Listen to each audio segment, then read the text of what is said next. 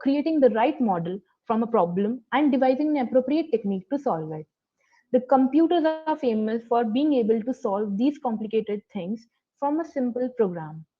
However, in the moment where the complexity arises, today we are delighted to have with us an acclaimed computational scientist, Dr. Meena Mahajan from the Institute of Mathematical Sciences, Chennai, to introduce us to the fascinating world of computational complexity. We extend a warm and heartfelt welcome to you, ma'am. We also have with us Dr. Nakul Parashar, Director Vigyan Prasar, who has been guiding us throughout in all our endeavors. We welcome you, sir, for your welcome address.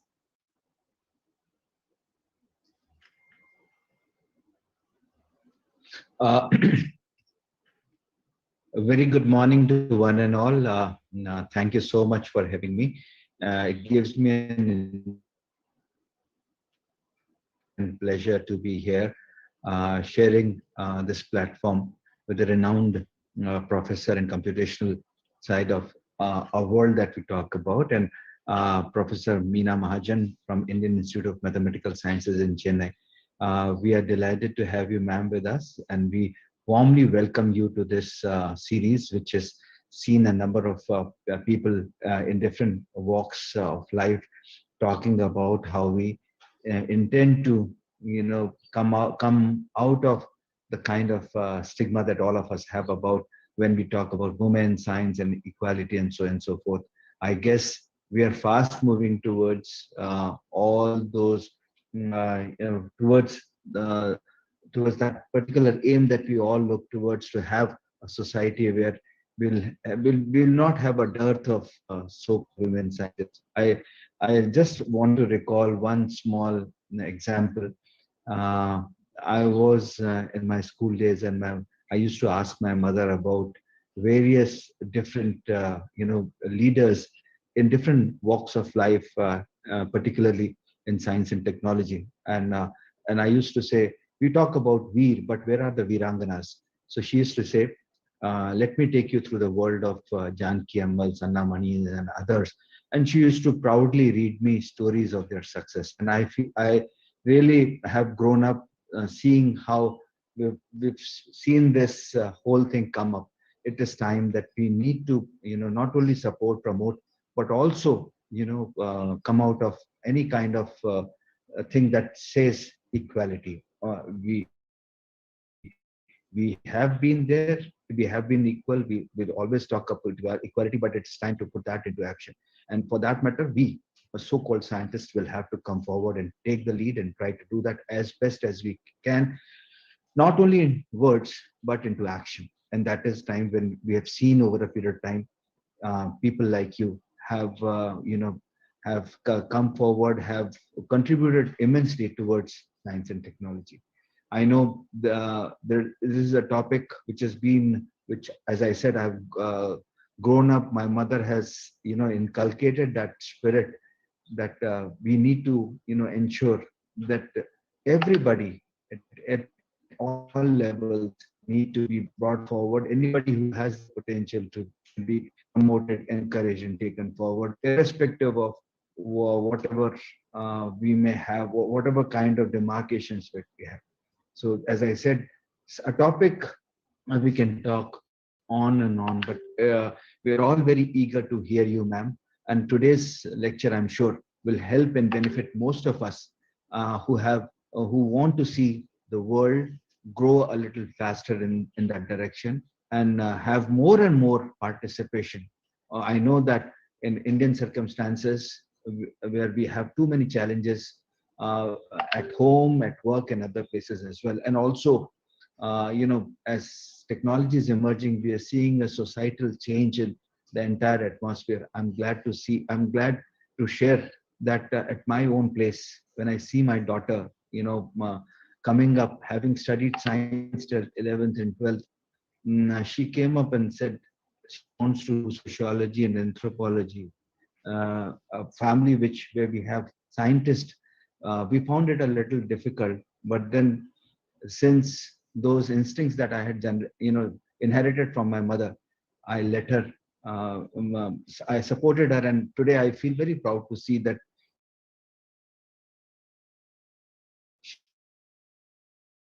She's in heights. She's doing wonderfully well. And I guess every mother, daughter, sister, lady in this country, I feel very touched when I see you know the growth and development, the positions that they're requiring only by virtue of their merit. So heads off, and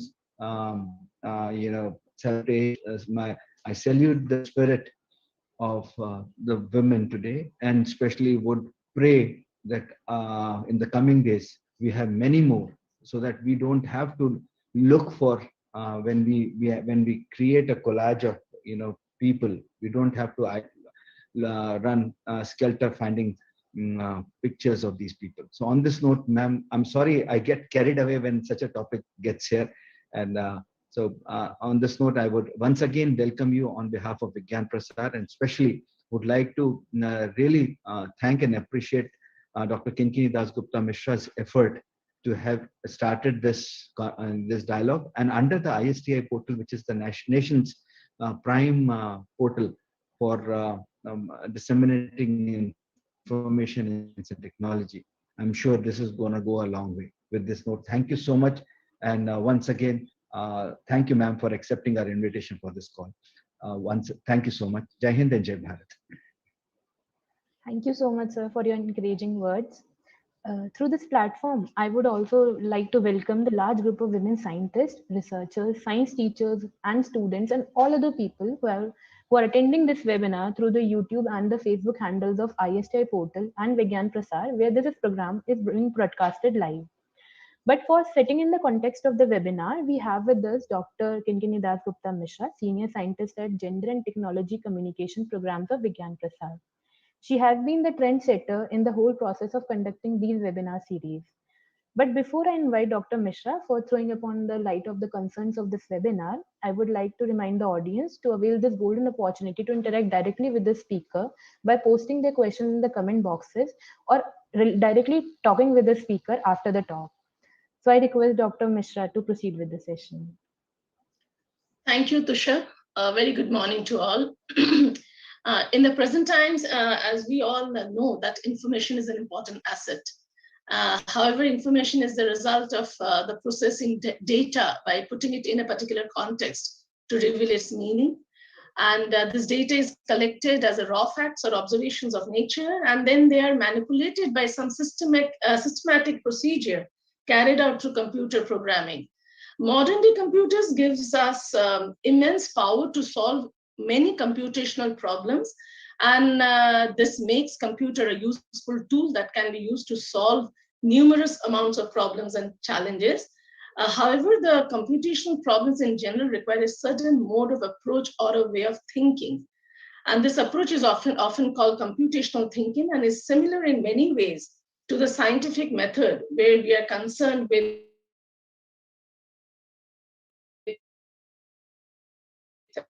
making predictions. And once it is properly provided with a valid program, the computer becomes self-operational. It requires no human intervention during processing. But the twist comes in here. Some problems are easy to solve, some others are very hard, and some others we don't know yet. So the scientific method for determining this is known as computational complexity. It classifies problems according to their ease or hardness. But why is it that a particular task is difficult, and why is it so interesting? So what would be better than learning about this from the expert or the master who has been working in the field of computational complexity since her initial research days, and the one who also represents and embodies the women in computer sciences, Dr. Meena Mahajan, Professor, the Institute of Mathematical Sciences, Chennai. A warm welcome to you, ma'am. With this webinar series on Each for Equal, promoting women in STEM, we bring together on platform all the women researchers, scientists, by providing our audience an opportunity to see the research world through their eyes and interact with them. And they are the role models for future generations, brilliant, committed in the most competitive fields of research. These laureates illustrate the remarkable contributions that women can bring to science. With this, we at Vigyan Prasar, a national level science communication organization of DST, we are here in this science communication popularization extension for last 32 years, and making an attempt to sensitize the young scholars, particularly the girls and the college students, about the cutting edge research and motivate them to take up research careers in science.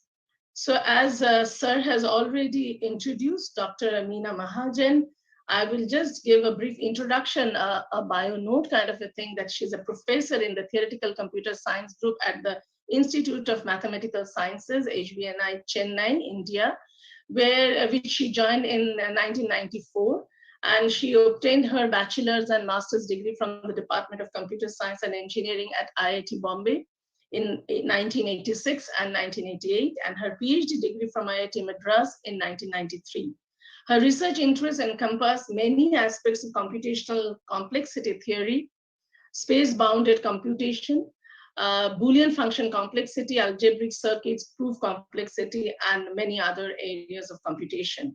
Dr. Mahajan encourages many young women to join this field of computer science and mathematics and motivates them to pursue this area of research. Her research has inspired and produced many women scientists and academicians in this field.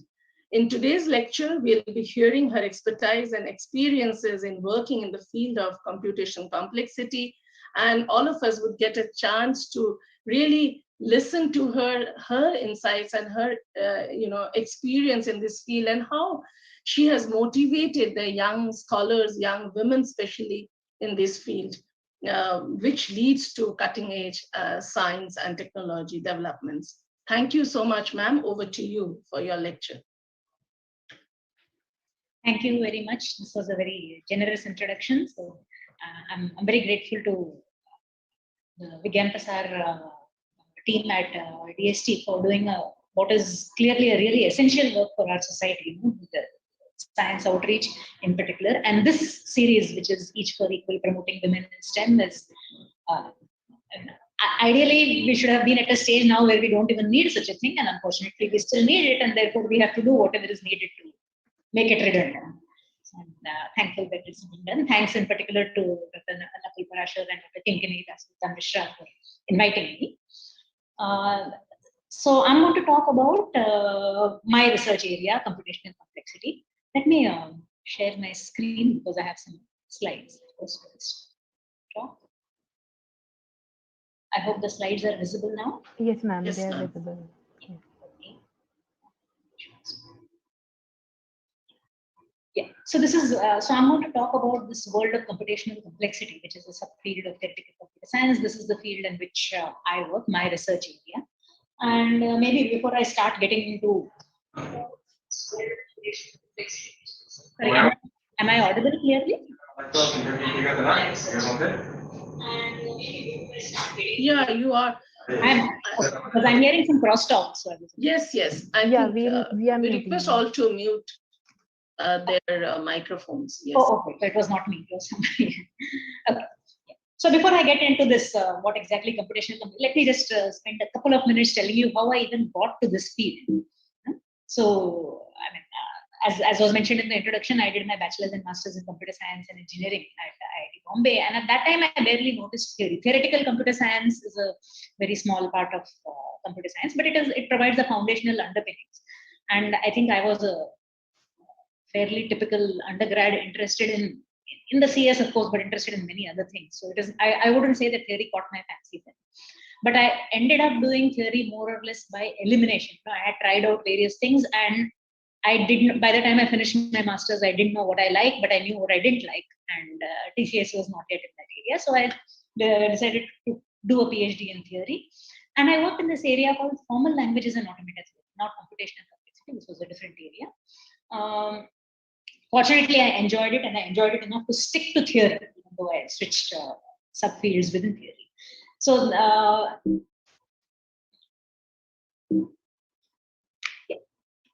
I just thought I should show you a picture of my advisor, Kamala Kativasan, who was a very well-known name in formal languages and automata theory. She spent almost all her working career at IIT Madras, and I and another colleague, we were her first two PhD students. We really enjoyed our time there.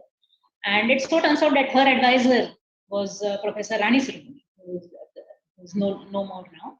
She was also a very well-known international figure in this area of formal languages. She's done a lot of work on formal languages, strings, patterns, and so on. She spent most of her working life at the Madras Christian College, the iconic college in Chennai, where in fact Kamala Krittivasan did her PhD there with her. So these were the two people. In fact, I did not interact that much with Rani Sohani then, but Kamala Krittivasan was my advisor, and we spent a lot of time discussing questions in formal languages and whatever. So how did I make the shift to computational complexity? So the beginning exposure to complexity theory, when I was still a PhD student, I attended a lecture series which was given at IMSc by Professor Arvind, who is now my colleague at IMSc. At that time, he was in fact a faculty member at IIT Madras, and he had just come over from IIT Kanpur. He gave this lecture series, which I found really fascinating. I found it much more interesting than the automata theory that I was doing for my PhD. And so even in my automata theory work, I tried to bring in this computational complexity flavor. And then after I finished my PhD, I switched over to the scale. Switching over is not easy, but I was lucky to have a wonderful set of mentors, in particular, Dr. Vinay.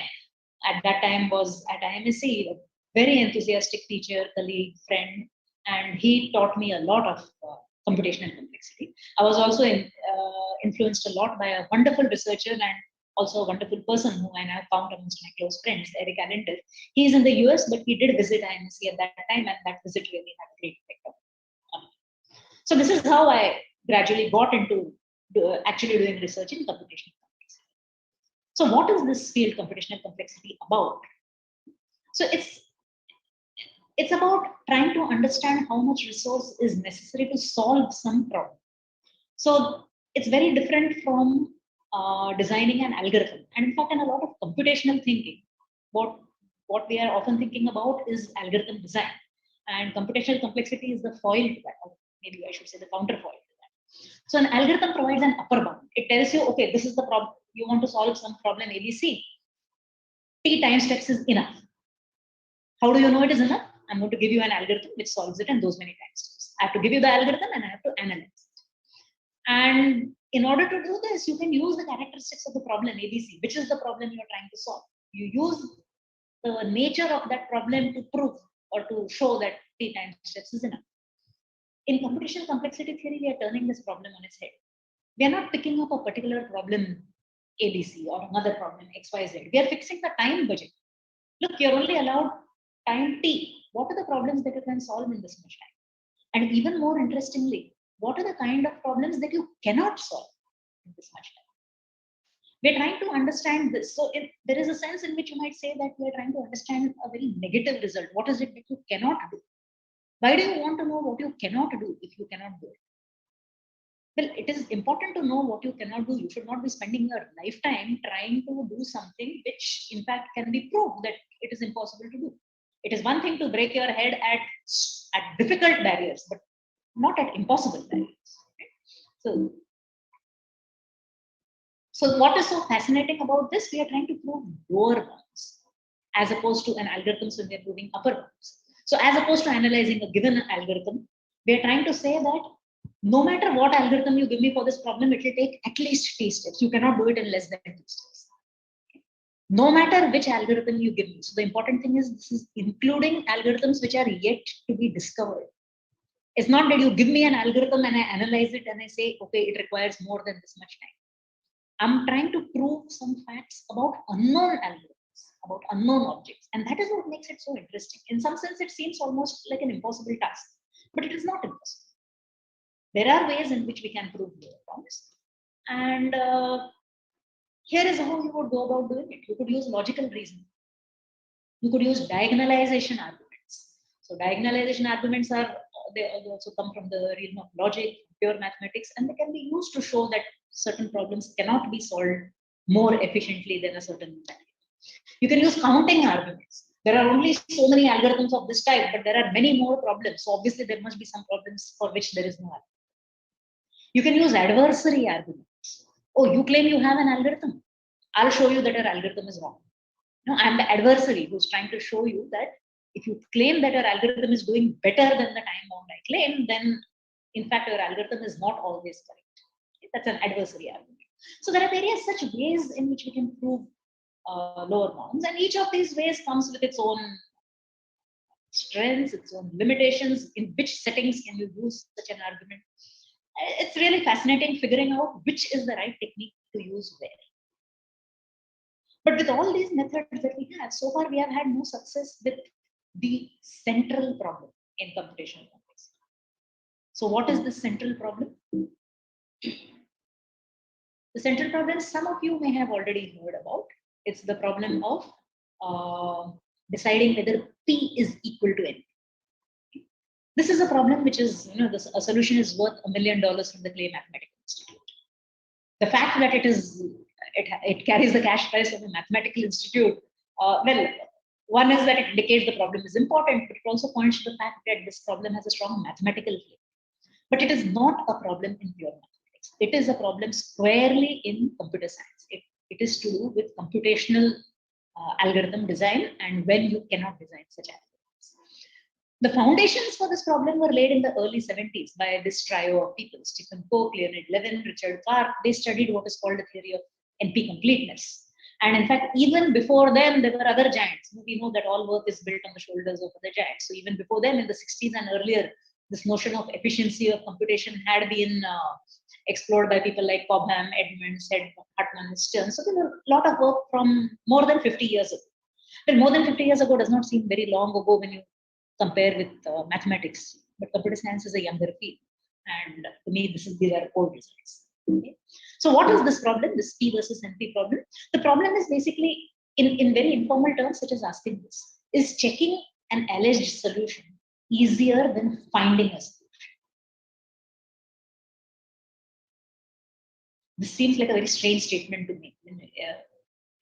But if you think back a little bit, you can imagine that there will be settings where checking would be easier. Somebody gives you a claimed answer and you just have to check, is it right, is it wrong? And you may find places where it is wrong without yourself knowing what is the right answer. That could happen. That I don't know the right answer, but I know that what you are telling me is wrong.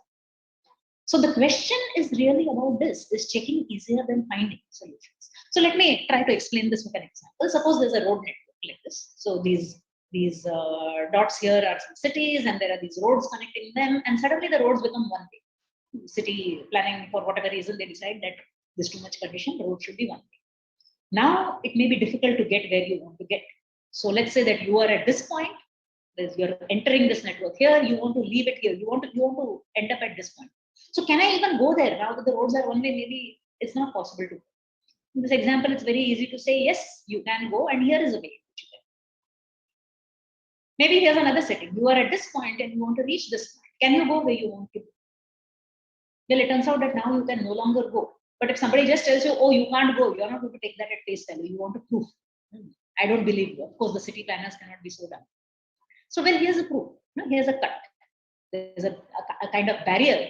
You are on one side of the barrier, the place where you want to go to is on the other side, and all the roads crossing the barrier are coming the wrong way. There is no way to go across the barrier to the other side. So this cut is a proof that there is no way to go where you want to go. So this is one way in which you can specify what is a proof in the road network setting. Here's a completely different setting. A Sudoku challenge. There is some Sudoku challenge given, and you want to find out a solution. Maybe you don't know how to find a solution because finding solutions is often very difficult. But if somebody does give you a solution, you can easily check that the solution is correct. So, okay, there is a solution and you check it. Then somebody gives you another challenge. And again, you don't know how to find a solution. But then it turns out that whoever is this other person there says that there is no solution to this. So it turns out that this is a prank. This whole challenge is a prank. There is no solution to this. Now, should you believe such a person or not? You may want a proof. Why is this a prank? Why? Maybe there is a solution and just you have not been able to find it. It turns out that it is quite hard to show that there is no such solution. You may want to try out everything, but that's going to take too long a time. So we would want the notion of short. We would like to say, when is there a short proof of the fact that this is a prank challenge and not a true challenge? So these kind of puzzles are leading us to a situation where we can intuitively grasp the notion of what it means to prove something. You may want to prove that something is in some instance has a solution. You may want to prove that some instance does not have a solution. You want your proofs to be not too long. You want your proofs to be easy to verify. Given the proof, it should be easy to check if the proof is correct. And that brings us to the PNP problem. So in the PNP problem, we are concerned with questions which involve a yes/no answer. Okay? Here's a road network. Can I go from A to B? Answer yes or no. And for either case, you may want to give a code. So P is the set of problems for which I can give this yes/no answer, a correct answer. Efficiently, I can find this answer. So P stands for polynomial time.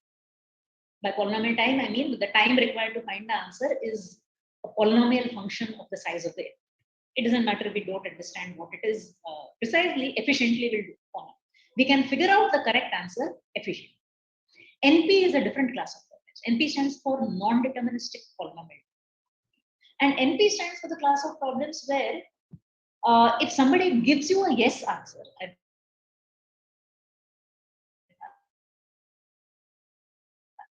some instance of the problem like the probe network or the Sudoku challenge, and gives you a solution to it and says that this solution proves that it is a yes answer, you can quickly check that solution. It's not telling you that you can find a solution, but there is a way to quickly check any alleged solution for a yes answer. NP does not say anything about checking solutions for no answers, only for yes answers. And NP complete is a smaller class of problems. They are also in NP. They are in some sense the hardest problems in NP. So NP is a class of problems. NP is not one problem. The road network problem is in NP. The Sudoku challenge problem is in NP. There are various problems which are in NP. Some of them are also in P. So P is a smaller class sitting inside NP. And the possible scenarios we have are either P is equal to NP, they are the same, or P is not equal.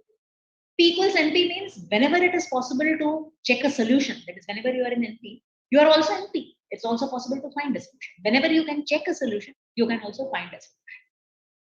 P not equal to NP tells us that there are at least some problems, maybe not all, but there are some problems for which finding a solution is much, much harder than checking a solution. And the P versus NP problem is to decide which of these two is the truth. So there are these two possibilities, and as of now, we do not know which is the true, which is the real world. In the real world, is NP equal to P or is NP not equal? Why should we even care about this problem?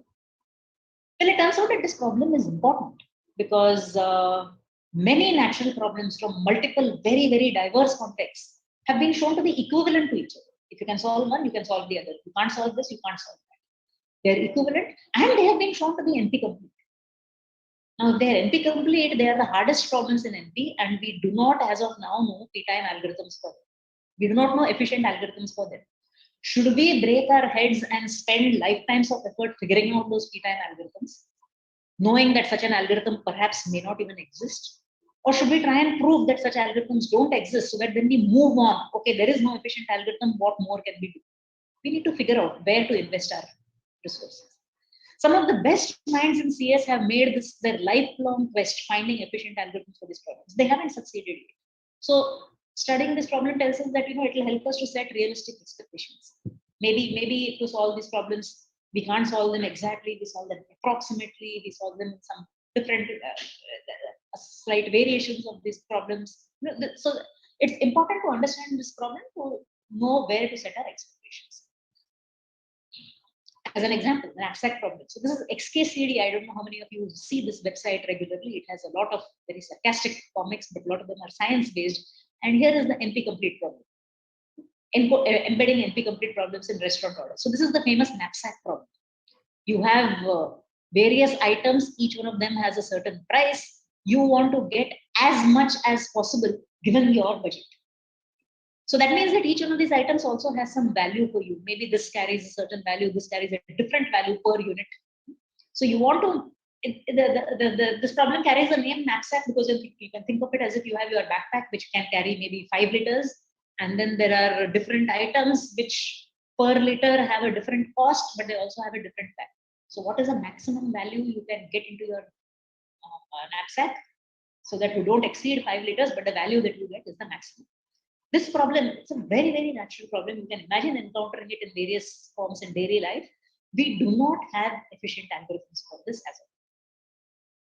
This comic also mentions another problem called the traveling salesman, which is an equally practical problem that you would encounter all the time. You have a network of cities, you have routes between them, And there is this traveling salesman who is like a salesman representative in the days before everything went online or onto the internet digitally. This salesman has to go from city to city, trying to sell his wares. He has to hit all the cities. And how long is this going to take? So what is the shortest route? Because some of these routes are cheap, some of these routes are expensive. If you think of them as air routes, for instance. So you could try out all possible routes for each route, look at the value, and then take the cheapest one, and that's going to take order n factorial time. N is the number of cities, n factorial is a huge, humongous number. There are algorithms which are a little bit more efficient than that. They take n square into 2 raised to n time.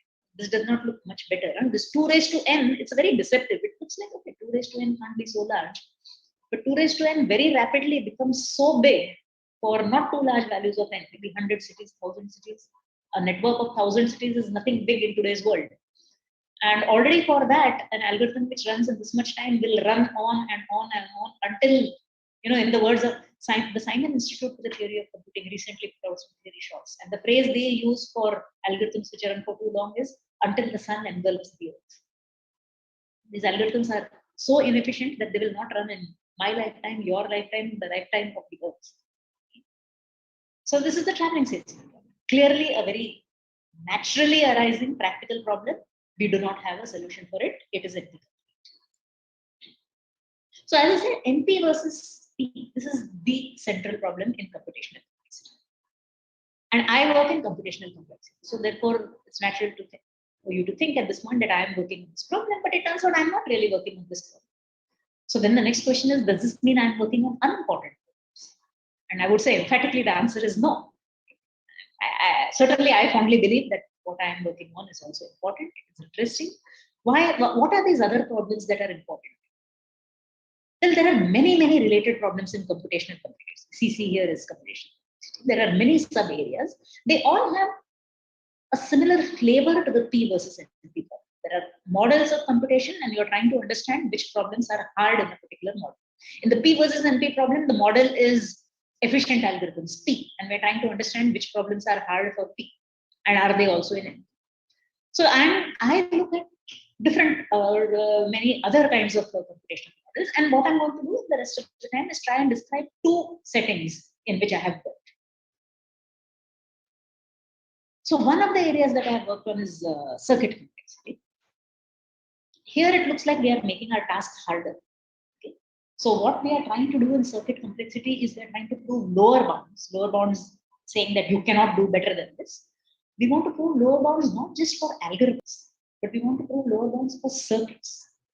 And what exactly are these circuits? Well, circuits are what make up your computer. So when you think of an algorithm as running on a computer, it's running on the hardware which is there inside the computer. So there is some circuit which is running. But the difference between thinking of circuits and algorithms is that circuits are non-uniform algorithms. What I mean by non-uniform is, in some sense, there isn't a natural scaling. So, for instance, think of an algorithm which computes the determinant of a matrix. The matrix could be 10 cross n, it could be 100 cross 100, it could be 1000 cross 1000. The size of the matrix could vary. If you have an algorithm for the determinant, that algorithm, it is an overall template, and it will be more or less the same, no matter what is the size of the matrix. Depending on the size of the matrix, the algorithm may take more time or less time, but it is the same template. A non-uniform algorithm or a bunch of circuits need not be the same template. I could have a completely different algorithm for looking at determinants of 10 by 10 or 100 by 100, and a very different algorithm which works for 1000 to 10,000. And at difference, I can look at the size and decide which algorithm I want to use. A different algorithm for each input size.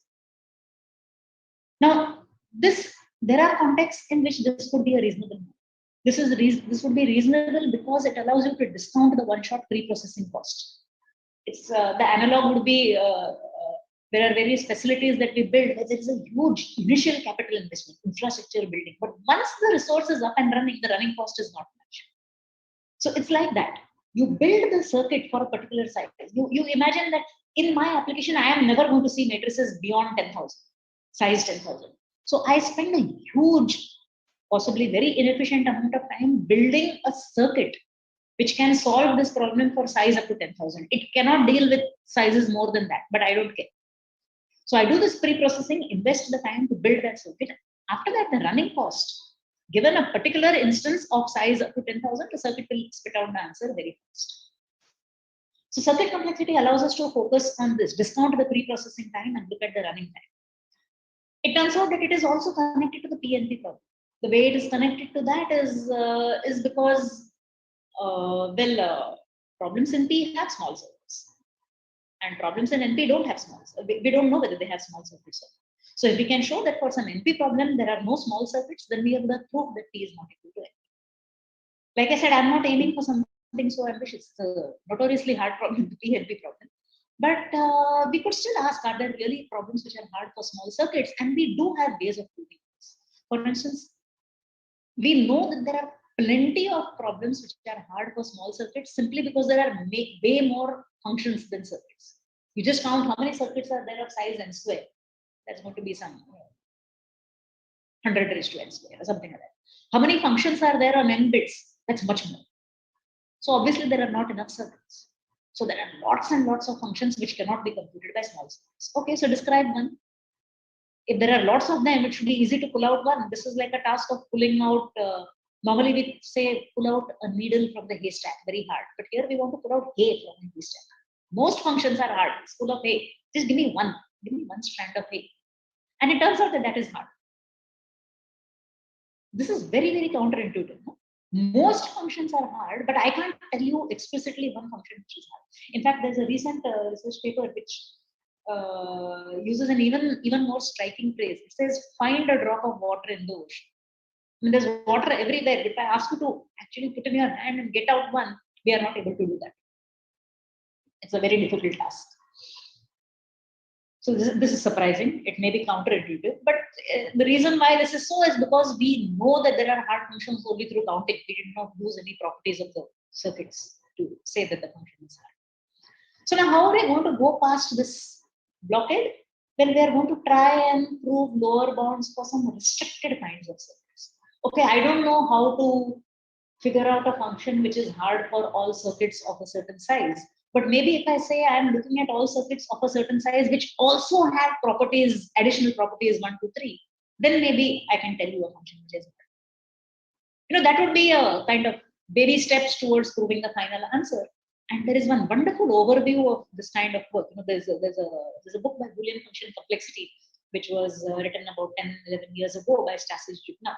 And I thought I should show you the book and this picture here, because this is also he's been a really inspirational figure for me in the way he has put together research done by many different researchers in different contexts and unified the presentation of what's going on there. So to put all these results together in one place and try to make sense of it. I have really benefited a lot from studying this book. I have nowhere near finished what is there in it. And to me, this book is like one of those treasure ponds. I periodically dip into it. Even chapters which I have read before, after some time I go back and look at it and I find that there is some problem which, reworking the solution, I get some new insight.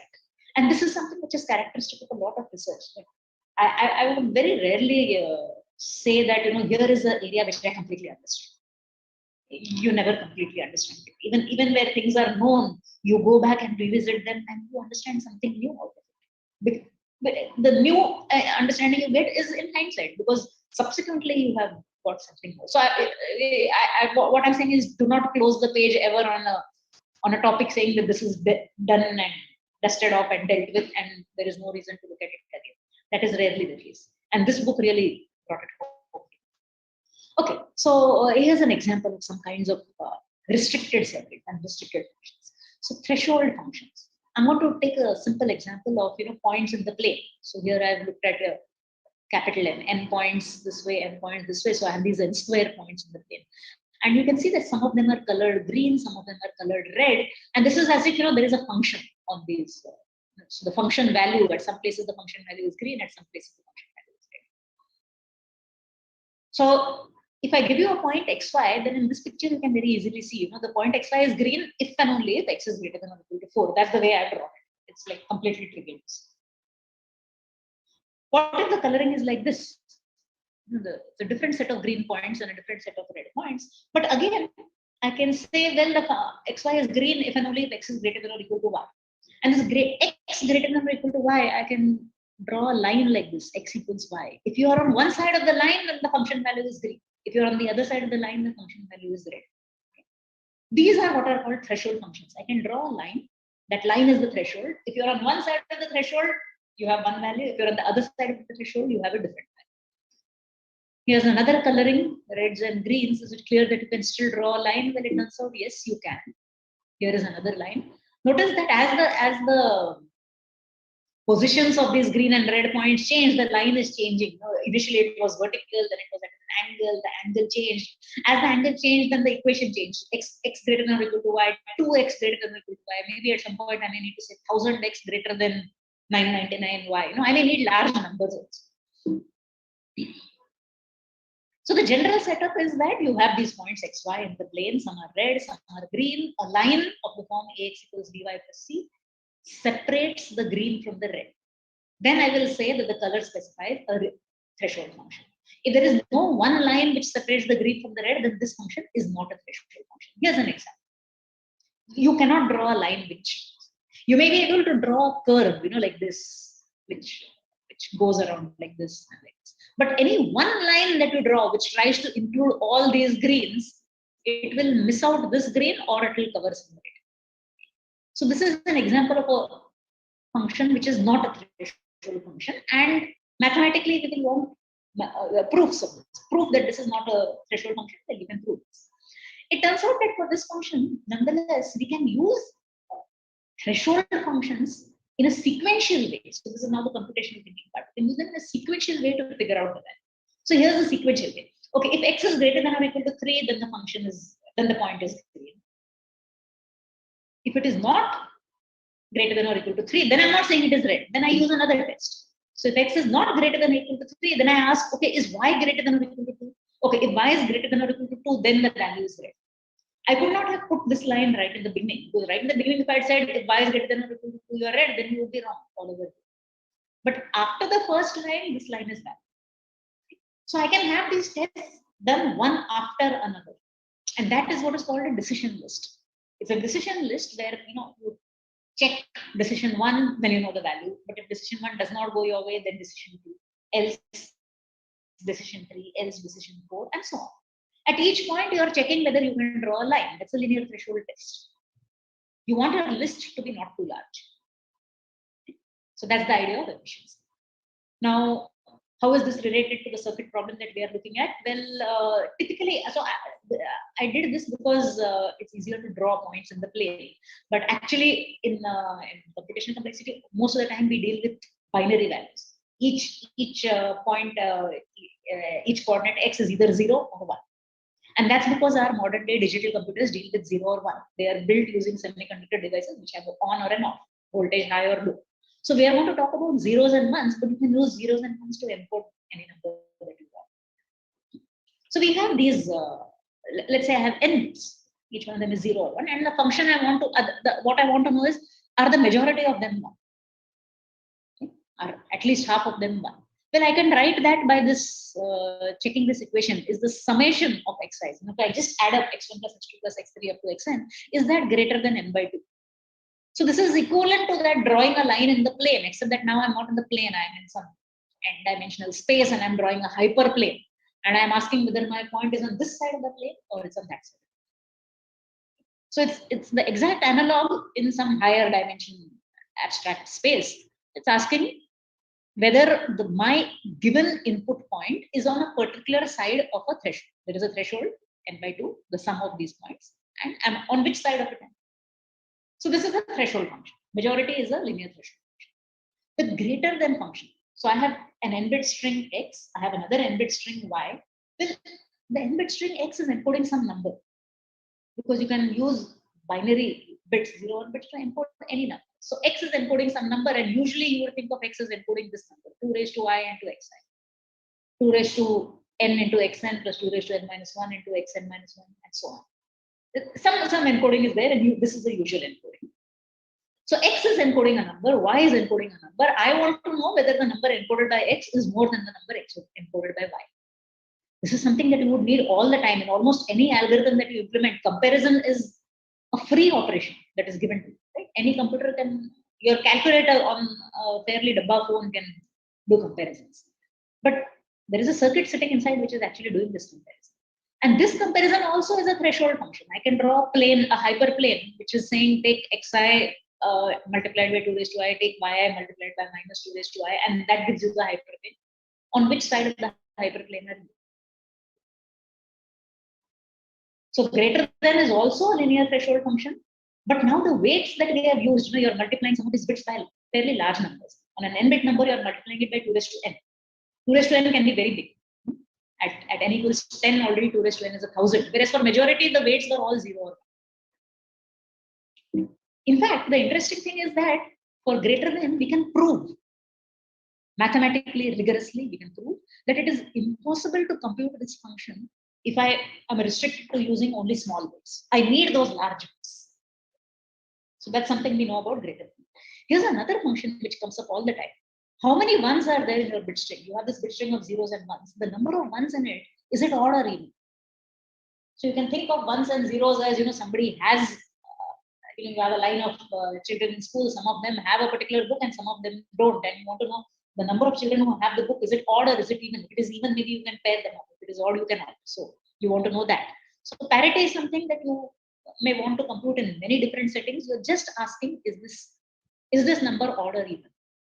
It turns out that this function is even worse than the greater than function. The greater than function was a threshold function, but you required large weights. Small weights were not enough. The parity function is not even a threshold function. Again, this is something that we can prove. There is no one hyperplane that you can draw which will separate out all the odd points from the even points. Wherever you draw a hyperplane, on both sides there will be some odd and some even points. But both greater than and parity can be computed with short lists. So we talk about decision lists, right? So they can be computed with short decision lists. And if you use decision lists, then small weights are enough. So there is some curious trade-off between do you use only one test or do you use many tests? In that one test or in those many tests, do you need to use large weights or are small weights enough? And now here is yet another model. Why just lists? Maybe I can have what are called circuits. I have lots of different threshold functions. And very often these are referred to as gates, which compute some functions. Each one of them sends out a value 0 or 1. Each one of them looks at the input x, sends out a value 0 or 1. Those outputs I send to another threshold. And that computes your final value. Now, this looks like a very strange model, but some of you perhaps are familiar with this. These are what are called threshold circuits. And in fact, these are neural networks. There is one hidden layer. The x input comes in here, the output comes out there, and there is a hidden layer in between. This is a special kind of neural network. All activation functions are linear functions. And we are measuring the size of this network by saying how many wires are there. Now, even if you haven't followed what I have said about how we are computing the function, I hope you will agree with me that neural networks are worth studying. Today our world seems to be taken over by deep learning and AI and machine learning, and they seem to be ruling our lives in all kinds of online platforms. They are computing things in such a manner. So therefore, it would be useful for us to understand what is it that these things can compute and what is it that they cannot compute. So computational complexity is looking at what they cannot compute. And the question which we are asking is the sequential versus parallel. So the parallel is where you have a neural network. The sequential is where you have a decision list. And maybe let me not spend too much time on this, but just to say that we have lower bounds, which is, like I said, the goal of computational complexity. We have lower bounds in both settings. So we do have a lower bound of, we have a candidate function. We have a function. The function is actually a fairly simple function described here, for which there is no small circuit of depth 2. There is no neural network of depth 2 which uses only linear functions with small weights. But there is a short decision list. So this is a provable lower bound. This function cannot be computed by such circuits. And the function, like I said, is simple. You have two n-bit strings. You want to find the first position where they match. Is that first position odd or is that first position even? A seemingly very simple task to describe. These one hidden layer neural networks cannot do it. The other lower bound that I have here is even simpler to describe. You have two strings, and bit by bit you are comparing them at each position. Do they match or do they don't match? Do they mismatch in more than half the positions? So are the majority of the points of disagreement? That's all I want to know. And it turns out that if you want to do this using only small weights, then a sequential list will have to be exponentially long. This is something that we can prove. Okay, so this was to give you a flavor of the kind of questions that we could be perhaps addressing in a different model. This is not, like I said, the problem P versus NP. We moved over to circuits. In that, we moved over to threshold circuits. Even with threshold circuits, there were two models. There were the parallel circuits, there were the sequential lists, and we tried to prove this kind of impossibility results. That it is impossible to compute this with a list which is using less than exponentially many tests. So this is one area which I wanted to talk about.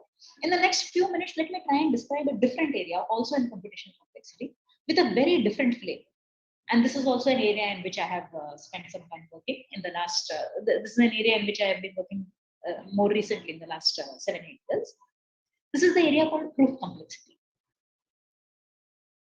Prove that a statement is false. Well, this is what I was talking about earlier was also like this. You know, prove that you cannot do this in compute this function in a small circuit. It's like saying prove that the statement I can compute this with a small circuit is false. But there I was trying to prove it to another computer scientist or perhaps to a mathematician. Here I am asking a different question.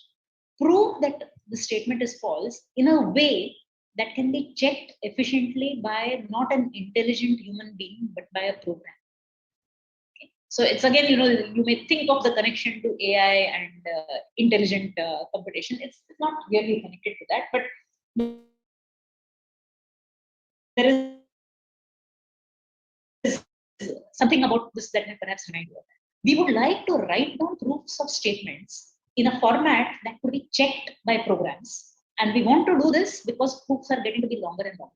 So some of you may have heard, for instance, of this 4-color theorem. You know, all the maps, all the countries in a map can be colored using only 4 colors in such a way that countries which share a boundary have different colors. And the proof of this theorem, when it came about, was a huge program. It used computational resources, come up with the proof, used computational resources to even verify the proof. So if you are a mathematician, you may have to decide, do I trust this proof or no? I have not verified it. I do not know another mathematician who has verified this. It's been verified by a computer. Is it valid or no? So we want to know what is the format in which we can write proofs, which could be checked efficiently by a program, and we will also have some faith in that checking process. So where can this help? It could help in computer-assisted proofs, as I just said. It could help in automated reasoning, that is the AI aspect that I mentioned. Most practically, it can help in verification of systems. So we have these huge systems. Some of them are critical, some of them are not critical. But you know, there are pieces of software which are driving these systems, and you want to know whether the software is indeed error-free. This is something that, especially by the time you reach the level of the software which is driving a huge chemical plant or a nuclear reactor plant, it is not that one human being sitting down is going to be able to check all the lines of code. You want an automated process that can check them. So you want this automated verification of the correctness of the system. And that is why you would need something like this. You write out a statement which somehow encodes that the system has a flaw. And then you prove that that statement is false. That means that the system does not have a flaw. And to prove that that statement is false, you want that proof to be checked by a program because we simply do not have the resources to do it. Of course, there is the final aspect also of this task here, which is that it helps us to collapse or separate complexity classes. And that is my primary interest in this area of complexity. So the connection to the P versus NP, like I said, the central problem is P versus NP, and these other things that we are doing, they have connections to it. Okay. So what is the connection to P versus NP? Well, problems in NP, the way I described earlier, yes, instances have short proofs which are easy to verify. But I was very careful. I said nothing about no instances. And if you also remember that road network example, yes, instance, yes, you can go from A to B even if the roads are one way. How do you do it? Then you give the path. No, you cannot go. How do you prove that? You have to give a cut. Can you really efficiently find such a cut?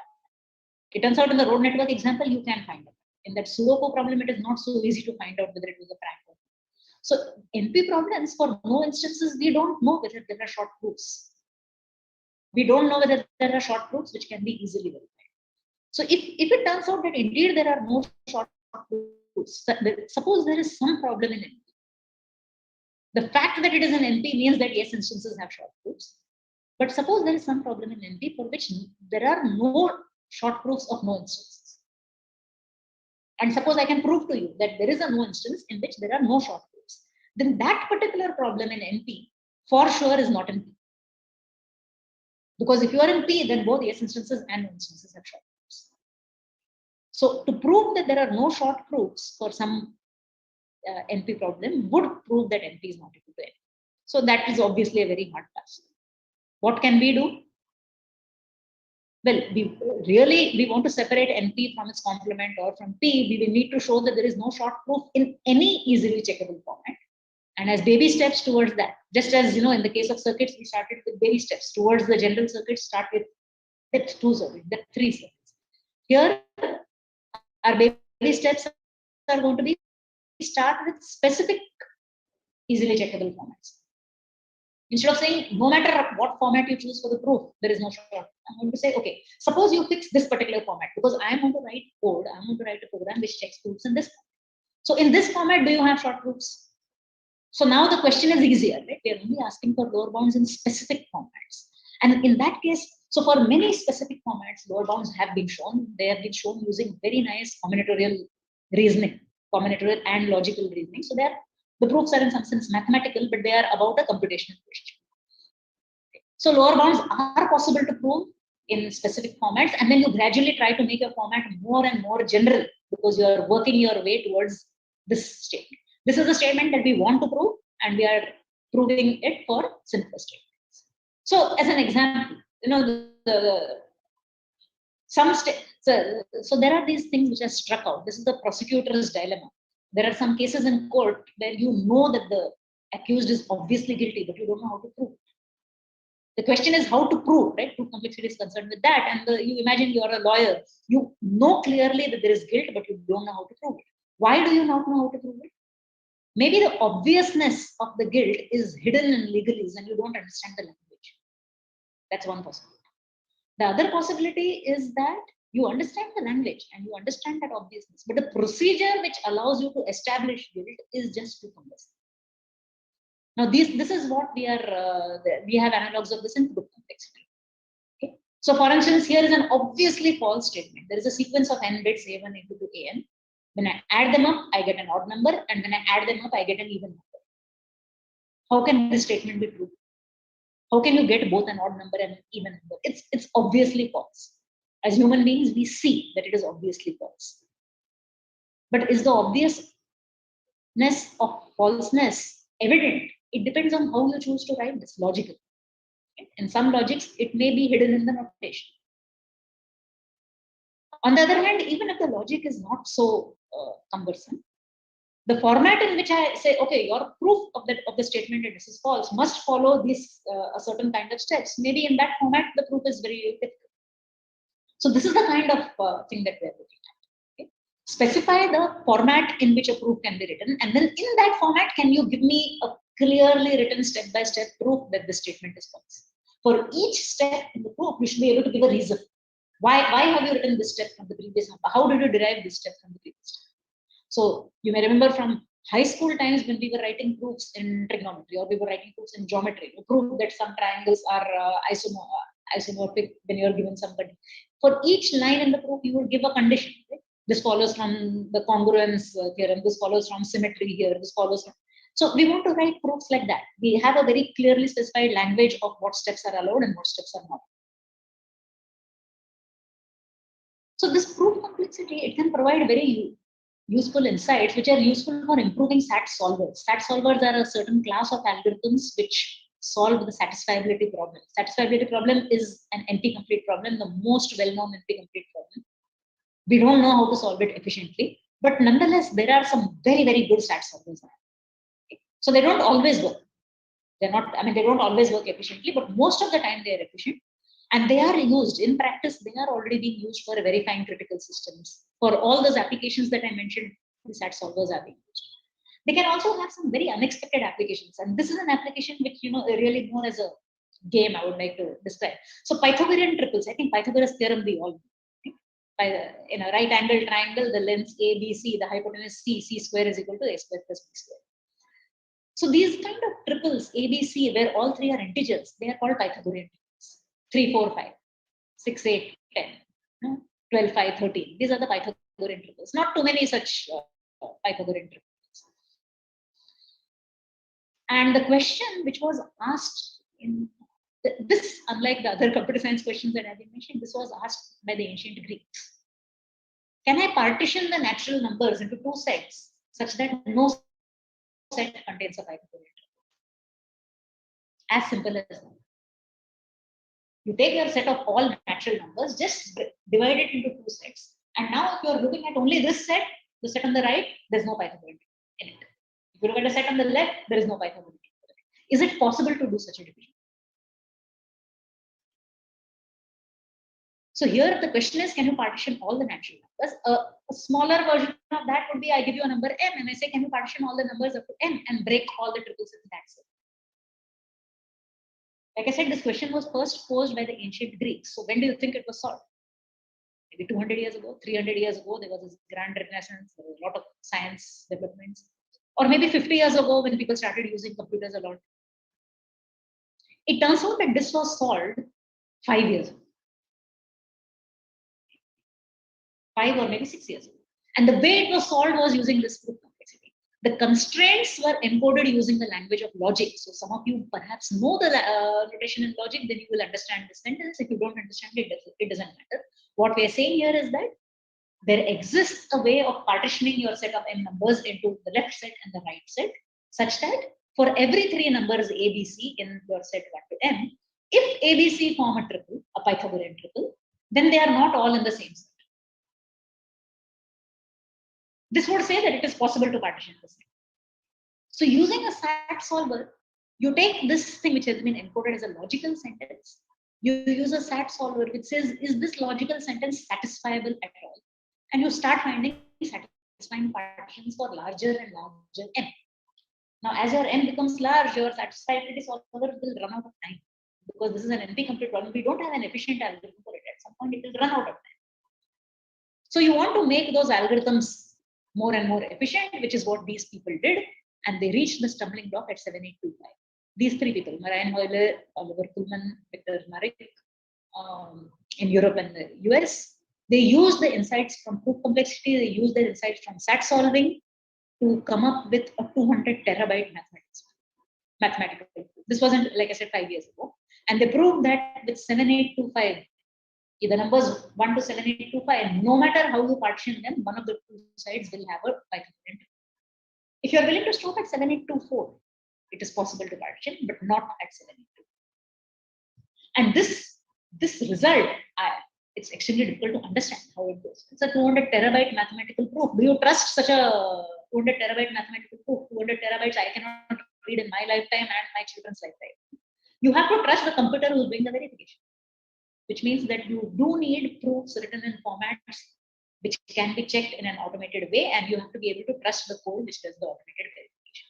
And a whole lot of work about that was put in place. Quantified Boolean formulas goes even beyond NP. So NP talks about one-player games like Minesweeper, Sudoku, and so on. And then there is a larger class, polynomial space. It goes to 2-player games. Antakshari is the canonical 2-player game, and almost all of us would have played Antakshari at some point or the other. And you can formalize it as a computational problem. That given this dictionary of songs that you're allowed to use in your game of Antakshari, there are these 2 players. If player 1 is allowed to start, can player 1 force a win, no matter how player 2 changes?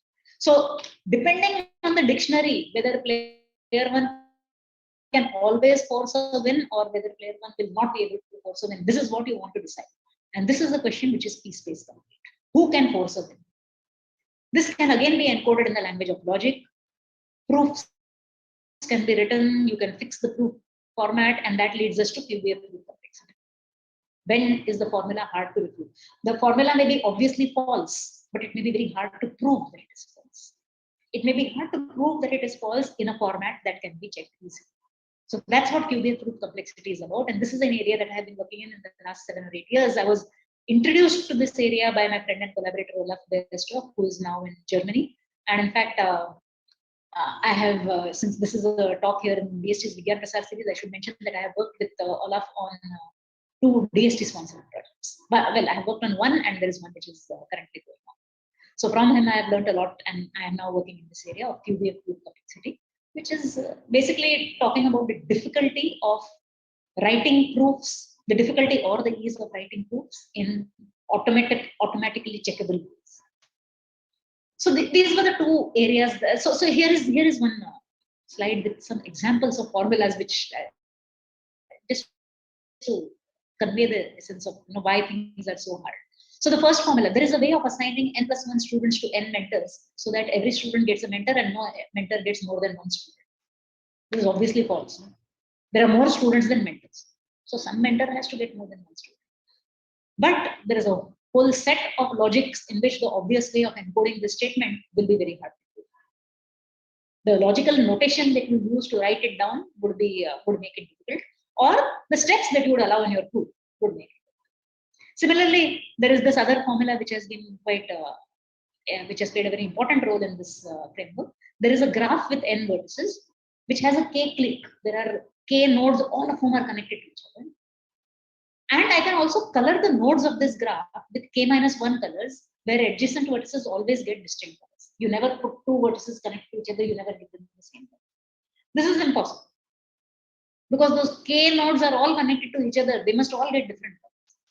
But there are encodings of this which are extremely hard to do. Similarly, this third thing, there's an encoding of this as a formula. There is a sequence of 2n+1 bits which has at least n+1 ones and which has at least n+1 zeros. How can that be true? These are all patently false, and these are all extremely hard to prove in many different encodings and many different proof formats. And what we do in computational complexity is to provide these lower bounds. Fix the format and try to prove that there is no short proof. If you can do it, then up the game, make the proof format even more general, still try to prove there are short proofs, and so on. So that's the flavor of the kind of work that we do. Okay, so this brings me to the end of my talk. I've probably already spent more time than I planned to. There's a lot more to discover. So lower bounds, like I said, are impossibility results. It's impossible to solve this problem in less than so much time, or using less than so many wires, using less than so many steps. And it is an argument against unknown objects, right? You're not given a particular algorithm and you're analyzing its time. You're not given a proof and you're checking its time. You're saying no matter what proof you come up with, it will have to be so. So it's an argument against unknown objects. Every unknown, as yet unknown lower bound is basically a puzzle, because how do you find these things? How do you have these arguments working against unknown objects? It's really a puzzle. And the bottom line is, at least to me, like I said, I would like to explain why I find this area so fascinating and so interesting. Well, for me, puzzles are fun. Solving Sudoku, solving jigsaw puzzles, solving monograms. These are all fun. I mean, they're at a much smaller scale than the fun I have when I'm doing my research, but it's the same kind of fun. And it is nice to know that something which is so much fun, which is so interesting in this way, actually has practical significance. The proof complexity work, the circuit complexity, lower bounds work is something which is immensely practical. And at the same time, it is very, very challenging and very interesting. Finding the solution is something which is creative. So that creative spark is what we are looking for. This place for everyone. So I welcome you to join this endeavor of proving more computational complexity. Thank you very much for this opportunity to speak here. I'm happy to take questions. Thank you so much, ma'am, for your encouraging words. And before we move to any further, I would open this session for an open discussion. So any questions from this Zoom platform are invited. I saw a question from Mustafa sir in the comment section. He may like to interact with you directly on that question. Should I stop sharing my screen or should I keep both of them are okay, ma'am. So let me keep it in case the question is about one of these slides. And okay. Mustafa sir, are you there or shall I be asking a question? Yes, I'm here. Thank you for this great opportunity. I have some questions, especially for young students.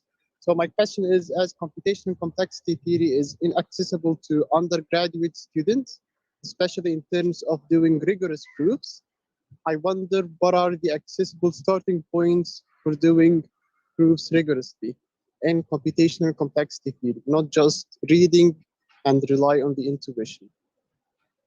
So I think I did not hear very clearly. So it is inaccessible largely to undergraduate students. And then what are you looking for? Doing rigorous proofs. Yes. So what are the accessible starting points? Oh, I see. Okay, so you're asking about resources and, I see. Yes, I agree that constructing such mathematically rigorous proofs is something where we do not impart enough training in our undergraduate curriculum. It is often relegated to something which is very, very theoretical and very few people will actually need it. To me, the obvious point to start with this would be in the discrete math and theoretical foundations of computer science courses, where there is material. It is not necessarily material which is related to what I talked about in computational complexity. But for instance, the TOC material, which is theory of computation, is usually a core course in most computer science curricula. And there you talk about automata, about Turing machines, what kind of computations they can do. There are very rigorous proofs. And the exercise of making students go through such proofs to give constructions and to rigorously prove those constructions are correct would be an excellent training. It's not often done, but it can be done with material which they are anyways in the POC course. Another place where mathematical proofs would come up in the existing curriculum would be in the analysis of algorithms, because algorithms of various flavors are taught, and a rigorous analysis is not often done. So, for instance, students will know that you can sort a large array in n log n time using, say, merge sort. But to rigorously write out the recurrence relation for merge sort and to prove that that relation has the solution is not always done. So it would be nice to do. Thank you, Mustafa sir, for joining us. Kindly introduce yourself, sir. Mustafa sir. Yes, I'm an undergrad student studying computer science, software engineering major in Egypt. And I think it's really super cool that I'm able to interact with people from all over the world. Thank you so much, sir, for joining us. And please leave your contact details in the comment section. We'll be happy to contact with you later. Any more questions from this Zoom platform? Otherwise, we'll take the questions from the YouTube and Facebook channels. Any more questions from this session? Okay, ma'am, I'll take some questions from the YouTube section.